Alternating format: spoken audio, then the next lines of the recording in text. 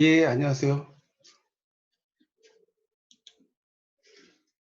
자, 안녕하세요. 이번 시간에 이제 현대 소설론을 좀 공부를 좀 하도록 하겠습니다.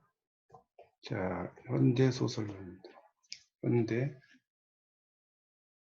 현대 소설론을 공부를 좀 해보도록 하겠습니다. 자, 일단 현대 소설론에서 이제 제 첫 번째 그 장을 한번 보도록 하죠. 오늘은 뭐 첫 시간이니까 뭐 그냥 제 1장의 그 소설의 개념과 본질에 대해서 좀 강의를 좀 하도록 하겠습니다. 제 1장 소설의 본질과 개념. 이것만 강의하겠습니다. 혹시 또 교재가 없으실 수도 있고 해서 오늘은 뭐 소설에 대한 아주 간단한 오리엔테이션만 좀 하고요.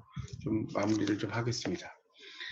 그래서 이제 이 소설이라고 하는 것은 뭐냐? 이제 우리가 이제 물어본다면 소설.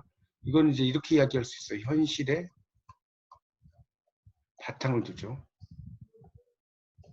현실에 바탕을 두고 작가의 상상에 의해 꾸며낸 자, 그럴듯한 이야기죠. 그럴듯한 이야기를 누구를 통해서? 화자를 통해 언어를 매개로 전달하는 산문문학이다. 이렇게 정리를 할 수가 있습니다. 그러면 여기서 이제 중요한 것은 현실에 바탕을 뒀다. 자, 이제 하나씩 분석을 해보면 현실에 바탕을 둔다는 것이 실제성이라고 할 수 있겠고요. 그 다음에 작가의 상상에 의해서 꾸며냈다. 이게 바로 뭐겠어요? 허구성이죠. 픽션이라고 우리가 그러지 않습니까? 픽션.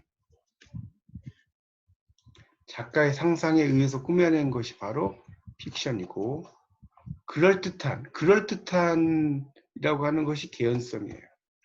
개연성. 있을 법한 거니까. 이야기라고 하는 것은 서사성이고요. 그 다음에 화자를 통해, 이게 바로 이제 매개성 또는 중개성이라고 할 수가 있겠습니다. 이게 이제 그런 특징이 있습니다. 그런 것들 좀 점두해 두시고 보시면 되겠습니다. 자, 일단 요걸 좀 잘 알아두십시오. 오늘 제가 첫 시간이라서 그냥 제 1장에 나오는 소설의 개념과 본질만 오늘 하겠습니다. 이렇게 하고요. 혹시 또 교재가 없으신 분은 그냥 좀 이렇게 필기를 좀 하시기 바랍니다. 아마 다음 주 정도는 이제 확실히 교재가 충분히 나올 수 있을 것 같으니까 혹시 교재 없어도 제가 설명해 드릴 테니까 필기만 하셔도 됩니다. 오늘은. 그래서 그러면 이 소설의 본질은 뭐냐? 소설의 본질은 뭐냐? 이렇게 누가 물어본다면 인간 본성의 진지한 탐구다. 이렇게 이야기할 수 있어요. 이게 소설의 본질입니다. 소설은 본질이 뭐냐? 인간 본성을 진지하게 탐구하는 것이다. 이렇게 이야기를 할 수가 있겠습니다. 그렇게 좀 필기를 해주시면 좋겠습니다. 자, 그러면 이제 우리가 근대 소설부터 좀 설명을 드리면, 이제 근대 소설, 이걸 이제 나블이라고 이야기하는데, 원래 이 영어에서 이 NOV라는 건 새롭다는 뜻이에요. new의 뜻입니다. new.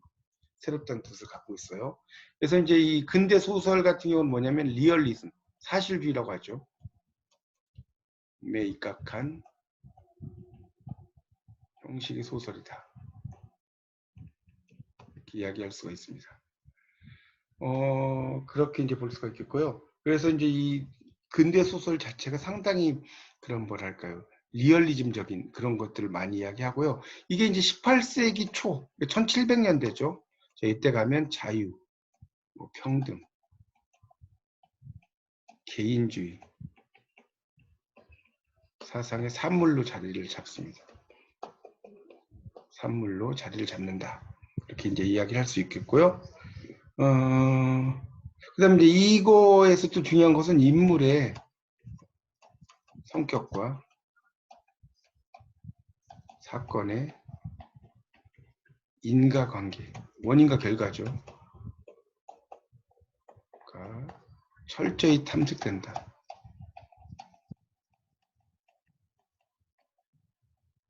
이게 이제 중요한 특징이 되겠죠. 이렇게 정리를 하시면 되겠습니다. 자, 그럼 이제 소설의 개념, 이제 교재를 가지고 계신 분은 4페이지를 펴보시면 되고요. 없으신 분 그냥 들으셔도 됩니다. 자, 4페이지. 자, 소설의 개념이라고 하는 것에 대한 이야기가 이제 4페이지에 쭉 나오고 있습니다. 거기 뭐 4페이지에 나오는 것은 이제 소설이 요즘에는 이제 뭐 대장편 소설도 있고 뭐 스마트 소설, 아주 짧게 쓰는 그런 것도 있다. 이런 이야기가 쭉 나오는데 4페이지는 별로 영향가 있는 이야기가 별로 없어요. 4페이지는 넘어가겠습니다. 자, 5페이지로 이제 가서 보면 이 현대 소설의 소설이라는 건 아까 나블이라고 말씀드렸죠. 새롭다. 그래서 이제 이 5페이지에 하나, 둘, 셋, 넷, 다섯째 줄 가면 김시습의 금오신화가 등장해요. 금오신화. 여러분 이제 금오신화에 대해서 좀 공부를 좀 하셨을 것 같은데 금오신화. 이게 이제 금오라는 건 금오산을 가리키고요. 신화라는 것은 우리가 이제 신화니까 이 신화라고 알고 계신 분이 되게 많아요. 자, 이거 아닙니다. 자, 새로운 이야기란 뜻이에요. 새로운 이야기. 신화. 이게 맞습니다. 금오산에서 쓴 새로운 이야기다라는 뜻입니다. 이게 이제 금오신화인데 이게 이제 로맨스 소설이죠. 금오신화에는 이제 특히 이제 대표적인 만복사 저포기라는 게 있죠. 만복사에서 저포놀이를 했다. 요즘 말로 윷놀이하고 비슷한 게 저포놀이인데 양생이 이제 주인공으로 등장을 합니다. 그런데 이 만복사 저포기에서는 양생이 등장을 하는데 이 작품은 뭡니까? 이승의 남자와 저승의 여자의 사랑 이야기. 자, 그러니까 결국 저승의 여자는 뭘 가리키냐면 사육신을 가리키는 거고요. 이승의 남자는 생육신을 가리키는 겁니다. 생육신이 누구죠? 김시습이죠. 자, 그런 이야기를 이제 드리고 있죠. 그래서 이제 우리가 소설이라고 하는 것은 뭐 픽션, 로맨스, 단편 소설 여러 가지로 이제 그 표현이 된다 뭐 그런 이야기니까 넘어가고요. 자, 그 다음 단락에 가면 5페이지에 이제 그 세 번째 단락이 나와요. 책 있으신 분은 밑줄 좀 치세요.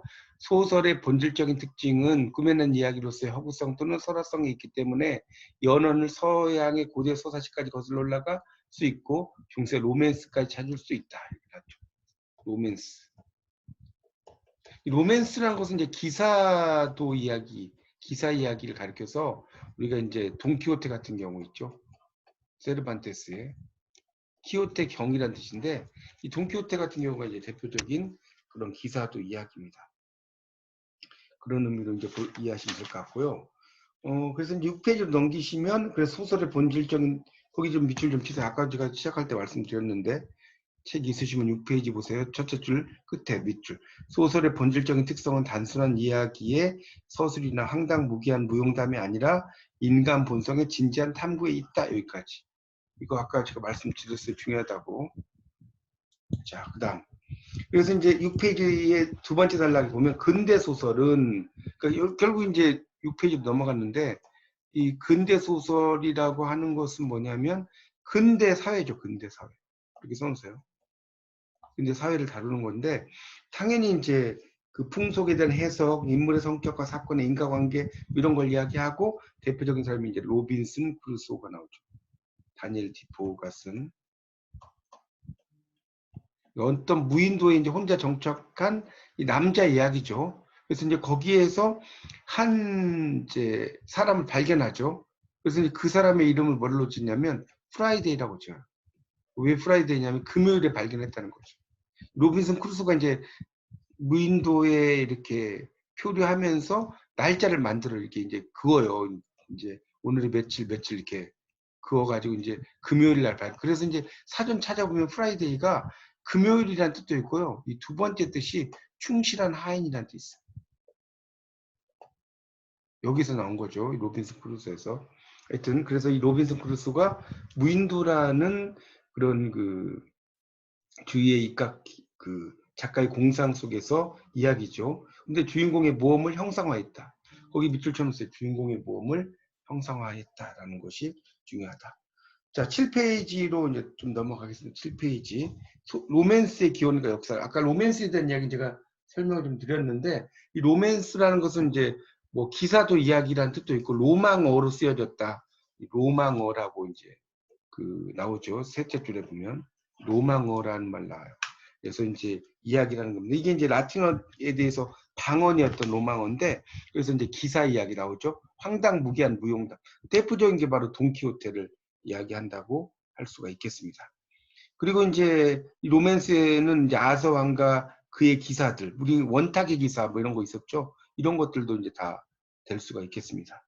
그리고 세르반테스, 스페인에 이제 스페인에 가면 이제 세르반테스가 있어요. 대표적인 인물이죠.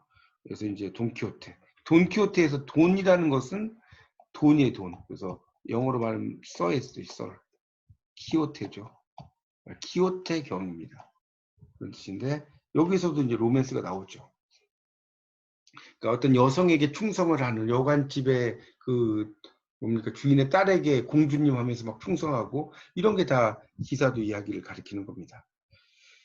그 다음 단락에 가면 이제 또 김시습의 금옷이나 뭐 이런 얘기 나와요. 로맨스 이야기. 금옷이나 심청전, 흥부전. 이제 기이한 일을 내용으로 삼았다고 해서 이런 걸 이제 전기라고 하는데 이건 좀 지우고 설명을 좀 드리겠습니다. 이게 이제 전기라는 것은 두 가지가 있는데요. 하나는 한자 좀 써주세요. 기가 있고 또 하나는 기가 있어요. 이거는 이제 이순신 전기 같은 전기죠. 한 사람의 생애를 쭉 쓴 거고 요 전기는 기할 기자거든요. 기이한 이야기 이걸 이야기하는 겁니다. 그래서 이 구운몽이라는 작품에서도 보면 여러분 다 이제 구운몽은 아시겠지만 이 성진과 팔선녀의 이야기죠. 그런데 이 구운몽에서 이게 전기체죠. 상당히 좀 기이한 이야기가 많죠. 왜냐하면 성진이 천상의 세계, 천상의 존재로 등장을 하지 않습니까? 그래서 전기체 그리고 그래서 이제 팔선녀를 보고 반하죠. 그러니까 이제 육관대사가 성진이를 인간 세상으로 보내는데 인간 세상 이름이 뭐죠? 양소유죠. 양소유. 소유라는 것은 잠시 논다라는 뜻이에요. 잠시 논다. 이런 의미로 쓰이죠. 그래서 이제 결국은 우리 인생은 잠시 놀다 가는 거잖아요. 그런 의미로 이제 양소유라는 것을 짓는데 그래서 부귀영화를 노리다가 다시 천상 그러니까 천상계에서 지상으로 갔다가 다시 천상계로 가는 구조로 되어 있어요. 그러니까 천상계라는 것은 임금이 있는 곳을 가리키는 거고요. 지상은 유배를 가리키는 것이고요. 다시 천상은 임금이 있는 곳을 가리킨다라고 볼 수가 있겠습니다. 이제 로맨스라고 하는 것은 그래서 그런 것들을 이제 잘 다루고 있는 것이라는 것을 알 수가 있다. 이렇게 정리를 하시면 되겠습니다. 로맨스라고 하는 것의 중요한 그 특징이라고 할 수가 있습니다. 그렇게 이제 볼 수가 있겠습니다. 자, 그렇게 이제 정리를 하시면 되겠습니다. 그러니까 로맨스라고 하는 것 자체가 상당히 이제 남녀 간의 사랑 뭐 이런 의미로 이제 이야기를 할 수가 있는 거죠. 그렇게 정리하시면 되겠고요. 그래서 구운몽도 환상적이다 이러냐 이거 전기적 뭐 아까 설명을 드렸고 그 다음에 이제 그 로맨스라고 하는 것에 대한 이야기가 나오고 노드로 프라이의 로맨스에 대한 이야기 나오죠. 독립된 픽션 형태고 그 밑에 보면 인간 심리의 원형을 다루는 산문 픽션의 형태다. 그리고 이제 근대 이후의 대중소설, 연애소설, 괴기소설, 탐정소설에도 나온다. 특히 이제 이 괴기소설 좀 설명을 좀 하고 싶은데 밑에서 둘째 줄에 이게 이제 탐정 소설은 이제 궤도 루팡 뭐 이런 거 나오죠. 그런 의미로 이제 쓰이기도 하고 이 계기 소설이 이제 대표적인 게 프랑켄슈타인인데 이 프랑켄슈타인이 이제 계기 소설이고 이걸 이제 뭐라고 하냐면 고딕 나블이라고 그래요. 고딕 나블. 책에는 안 나와요. 써놓으세요. 그러니까 고딕 양식이죠. 고딕 양식이 이렇게 날카롭게 생겼죠. 이렇게 지붕 같은 경우가. 그러니까 이 고딕 양식의 이 상당히 독특하다는 거죠. 기괴하다. 그래서 여기서 나와가지고 이제 기괴하다는 거죠. 이 프랑켄슈타인은 자신이 만든 어떤 그런 뭡니까 그 새로운 생명체와 싸우는 이야기예요. 프랑켄슈타인이라는 게. 그래서 그런 내용이 되겠습니다. 자, 거기 이제 8페이지로 넘기시면 이제 소설이라고 할 때 장편, 단편 이제 말하는 경우가 많은데 이게 이제 장편하고 단편이 좀 다르다는 거죠. 우리가 이제 장편 소설은 원고지 700매 이상, 예, 단행본 이야기합니다. 그러니까 한 그 A4 용지라면 70매 정도 이상 될 거예요. 근데 이제 단편 소설은 원고지 20에서 70매. 그러니까 짧은 것은 2장, 많은 것은 7장 정도 이렇게 되는 것을 말하는 겁니다. 그런 분량을 이야기합니다. 그래서 이제 단편 소설 같은 경우는 좀 더 짧다 보니까 긴축하는 이야기가 있겠죠. 그걸 좀 필기한다면 우리가 이제 단편 소설과 장편 소설 이야기한다면 이 단편 소설은 뭐예요? 어떤 인생의 단편적 표현이다. 자, 그러다 보니까 이제 긴축적인 이야기를 다루는 것이고 이 장편 소설은 인생의 종합적 표현이겠죠. 자, 그러니까 변화와 발전을 다루는 것이다. 이게 이제 차이점이다라는 걸 좀 알아두시면 좋겠고요. 그래서 이제 단편 소설은 좀 더 긴축성이 훌륭해요. 거기 그 8페이지에 두 번째 달 넷째 줄 나오죠. 단편 소설에서는 서술 기법의 긴축성이 훌륭한 효과를 낳는다 이런 말 나오죠. 밑줄 쳐놓으세요. 그 다음에 좀 내려가면 두 줄 내려가면 단편 소설 문제는 압축되어 있다. 문제를 압축시키기 위해서 상징. 이 상징은 복선이라고 써요. 복선이에요. 복선. 영어로 언더플롯이라고 합니다. 구성 아래에 있다는 거죠. 이 복선이라는 게. 한자로 쓰면 이렇게 쓰죠. 복에다가 선 써가지고 복선이라고 하는데 언더플롯 또는 이제 포쉐도잉이라고 미리 그림자를 들이운다는 거죠. 그러니까 우리가 황순원의 소나기라는 작품에 보면 소나기라는 작품에 이제 보면 그 소녀가 그 이제 소년과 이제 가깝게 지내면서 나중에 나는 보라색이 좋아 이런 이야기를 하거든요. 이 보라색이 좋다는 것은 결국 뭐냐면 죽음을 상징해. 죽음을. 보라색이라는 의미가. 그래서 나중에 결국 소녀가 죽게 되죠. 이런 것이 이제 대표적인 복선이다라고 볼 수가 있겠습니다. 자, 장편 소설은 이제 인생의 종합적인 이야기를 한다고 그랬죠. 그러니까 다양하겠죠. 거기 보면 기니까 셋째 줄에 좀 밑줄 치세요. 셋째 줄 그다음 단락에 다양한 등장인물과 복잡한 플롯의 뒤얽힘, 광범위한 배경의 전개, 등장물에 대한 지속적이고 정밀한 탐구 이런 것을 이야기한다고 볼 수가 있겠습니다. 이게 이제 장편 소설의 특징이다라는 것을 알 수가 있습니다. 그 밑에 막 나오는 건 여러분이 한번 읽어보시고요. 자, 그 다음에 이제 9페이지로 넘어가면 9페이지. 그래서 이제 소설의 현재와 미래라고 나왔죠. 소설의 현재와 미래. 그러니까 소설이라고 하는 것은 이제 점점점 발전해 왔다는 거예요. 그런데 이제 그 중에서도 그 두 번째 단락에 보세요. 인간 심리에 대한 심층적 분석. 이게 바로 이제 심리주의 소설이라고 합니다. 심리주의 소설이란 말 나오죠. 이제 이 현대 소설들이 이제 특히 이제 심리주의적인 소설들이 상당히 많이 등장을 하게 됩니다. 인간의 마음의 심리 상태 이런 것들이 이제 최근에는 특히 많이 등장한다는 거예요. 그래서 이제 뭐 의식의 흐름, 내면 세계 뭐 이런 것을 하는 거죠. 내적 독백. 거기 그 두 번째 단락에 밑에서 한 5, 6째 줄 보면 나오죠. 자동기술. 자동기술이란 것은 이제 띄어쓰기가 없이 막 붙여 쓰는 걸 말해요. 자동기술. 이 대표적으로 많이 쓴 사람 누구죠? 이상이죠. 이상이고, 자동기술법은 이제 브루통이라는 사람이 이제 이야기를 했죠. 만든 사람이죠. 그런 것들을 이야기하는 것이다. 자, 그 다음 단락에 보면 이제 20세기 중반 이후에는 영상 매체가 많이 확산, 컴퓨터가 보급이 되겠죠. 그러면서 다양하게 변화됐다. 그러니까 소설이 다양하게 변화했다는 거죠.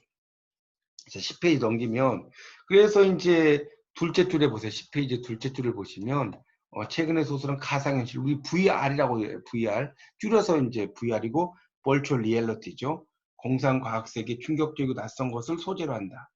그렇죠? 그래서 그 다음에 이제 우연성을 강조한다고 밑줄 쳐놓으세요. 넷째 줄에 우연성을 강조하는 거죠. 그리고 유의적인 요소를 결합한다. 나오고요.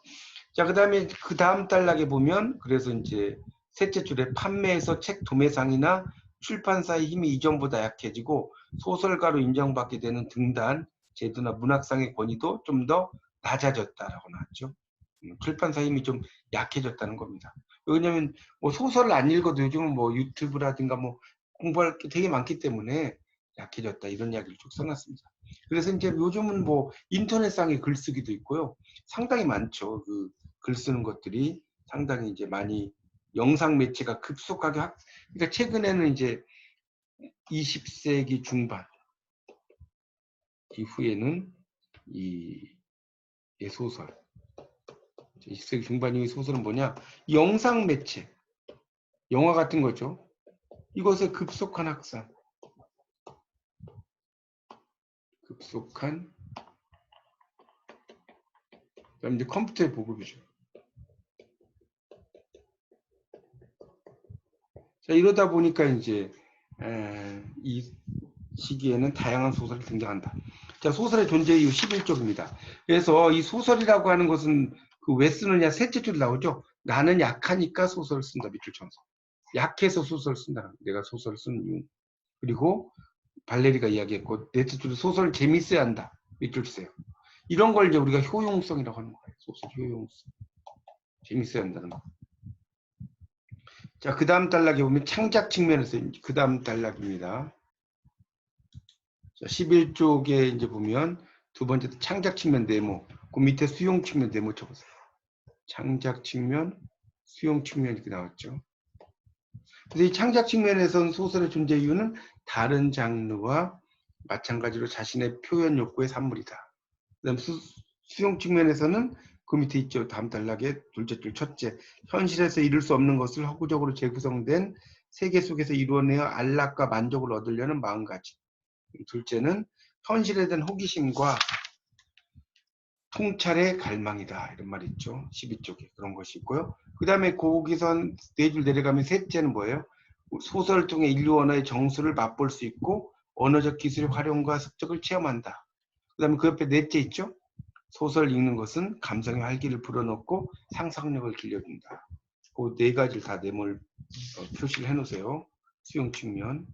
그러니까 예를 들어서 시험에 다음 중 수용 측면에서 소설의 존재 이유가 아닌 것은 이렇게 또 물어볼 수 있습니다. 그렇게 정리하십시오. 자, 12쪽에 이제 그 두 번째 단락에 한 7째 줄 정도 쭉 내려가면 12쪽입니다.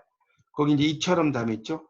거기 이처럼 다 밑줄 써요. 문학작품 혹은 소설이 독자에게 일정한 교훈을 준다는 공유주의적 입장과 감동과 재미를 주한다는 쾌락주의적 입장의 대립이 상식이다. 맞죠? 그러니까 공리, 교훈성을 줘야 되느냐, 쾌락을 줘야 되느냐, 이 두 가지를 이제 그 같이 이런 걸 이제 우리가 뭐라고 하냐면 문학에 의해서 배우시겠지만 문학 당의정설이라고. 이건 책이 안 나오는 거니까 좀 써놓으세요. 문학이 당의정, 설탕옷을 입었다. 설탕옷이 이해가 안 가시면 감기약 중에 마이신 있죠. 마이신은 그 속은 되게 막 쓴 약들이잖아요. 그걸 이제 캡슐에다가 이렇게 넣어가지고 그 먹는 거 아닙니까? 그러니까 이런 그 쓴 것들이 이제 일종의 교훈이라고 본다면 밖에 있는 이 캡슐이라고 하는 것은 뭐예요? 이게 이제 그 쾌락을 의미하는 거죠. 즐거움. 이 두 가지가 잘 결합돼야 된다는 거예요. 교훈만 있어도 안 되고 쾌락만 있어도 안 된다. 자, 13쪽에 이제 소설이라는 것은 첫째 줄에 작가 현실에 바탕을 두고 상상하여 꾸며낸 이야기를 화자. 자, 13쪽입니다. 이 화자가 바로 이제 서술자죠, 서술자. 이 통해서 자, 언어, 문자예요. 매개는 아까 이제 매개성이죠. 매개성. 중개성이라고 할 수 있고 이렇게 한다는 겁니다. 그런 걸 이야기하는 것이고요. 13쪽에 그 4번에서 한 7, 6째 줄 정도에 가면 근대 소설의 중요한 요소 리얼리티라고 나왔죠. 현실이죠. 이거는 현실 자체, 사실 세계다. 이런 거 알아두시고. 그 다음에 이제 그 밑에 가면 실제성이란 말 나올 거예요. 실제성. 현실의 구체적 재현. 그래서 이 소설가는 당연히 현실에서 소재를 취해서 소설을 창작한다. 사회의 모습을 반영한다. 밑줄 쳐놓으세요. 이런 걸 이제 반영론이라고 하는 거예요. 그러니까 문학은 현실을 반영한다.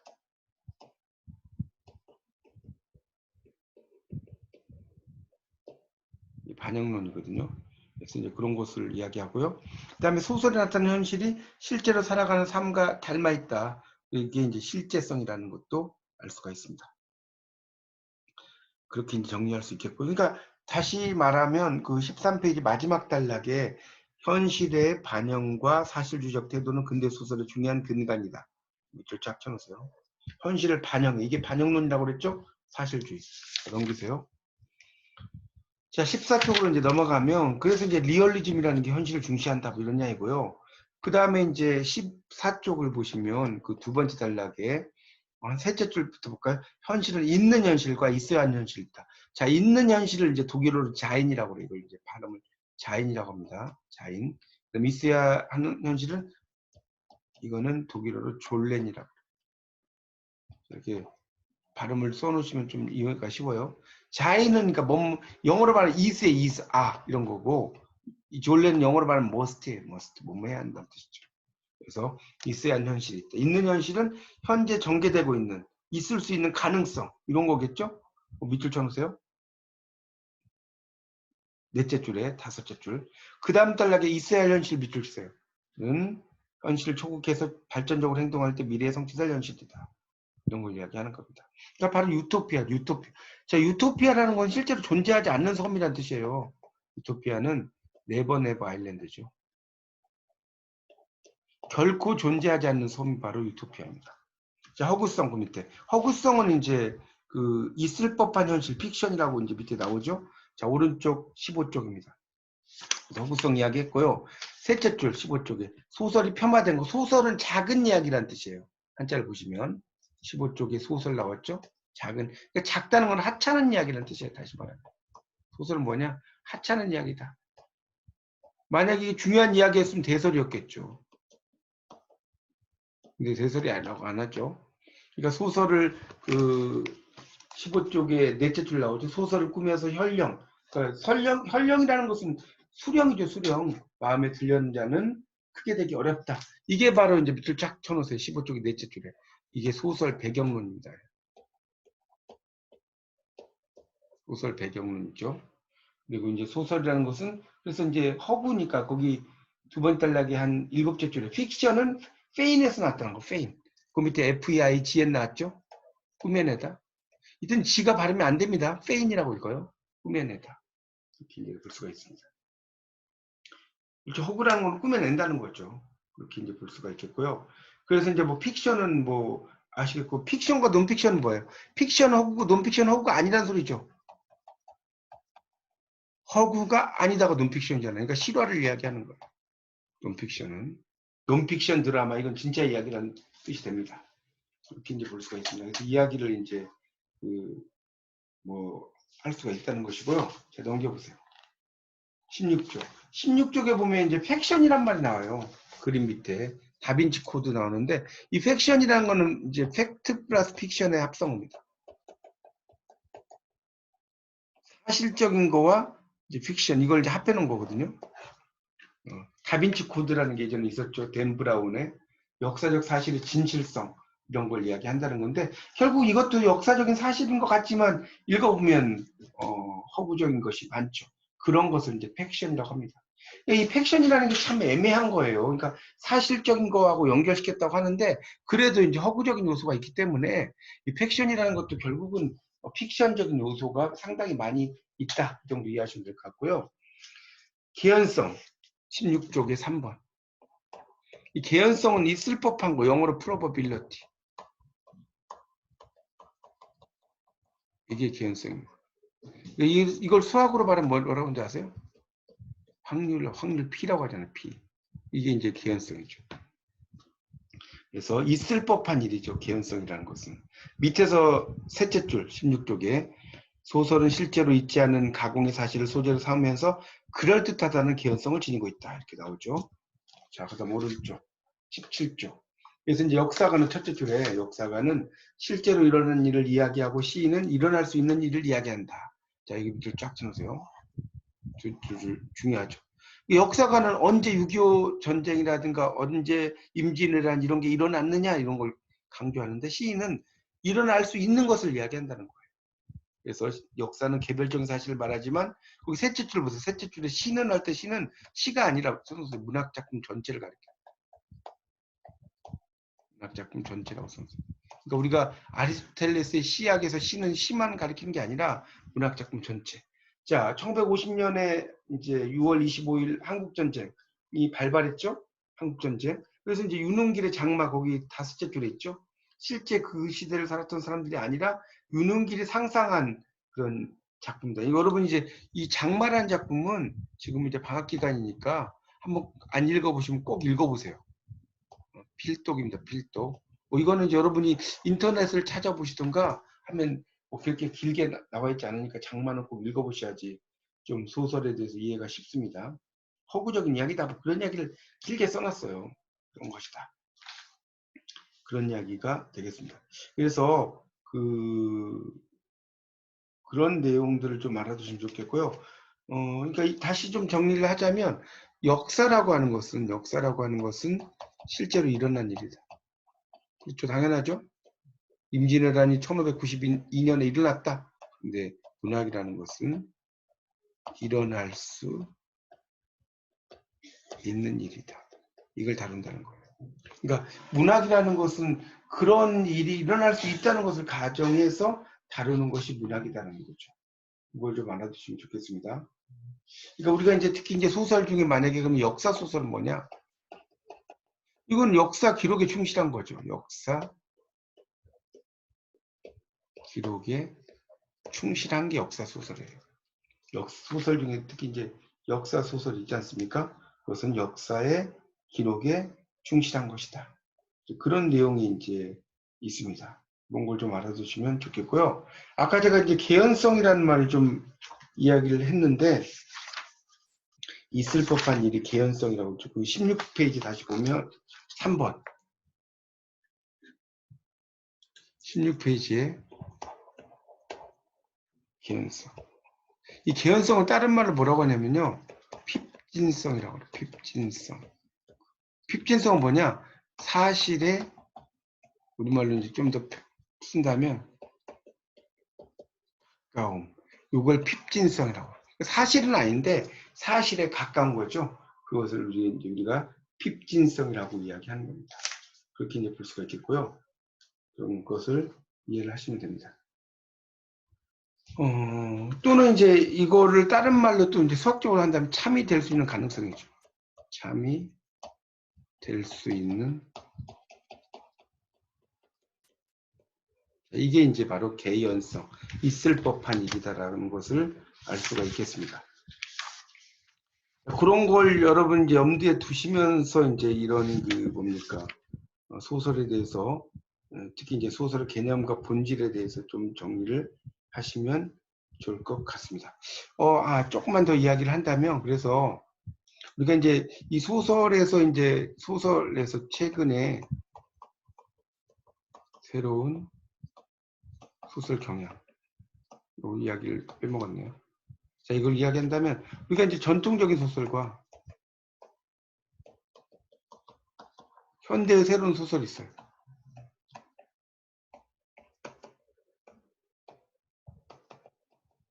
자, 그러면 이 두 개의 차이가 뭐냐?